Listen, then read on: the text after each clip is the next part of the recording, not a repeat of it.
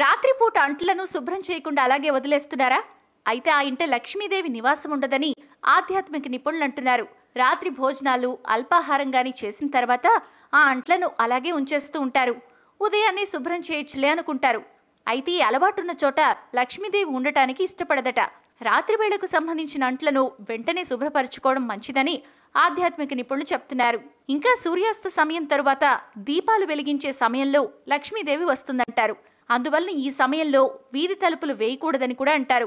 తలుపులు మూసి ఉంచడం వల్ల అక్కడి వరకు వచ్చిన లక్ష్మీదేవి వెంటనే వెళ్లిపోతుందట. లక్ష్మీదేవి అలా నడిచి వస్తూ తన భక్తులకి సంబంధించి ఎవరి ఇల్లు పవిత్రంగా అనిపిస్తూ ఉంటుందో వాళ్ళ ఇంట్లోకి ప్రవేశిస్తూ ఉంటుందట.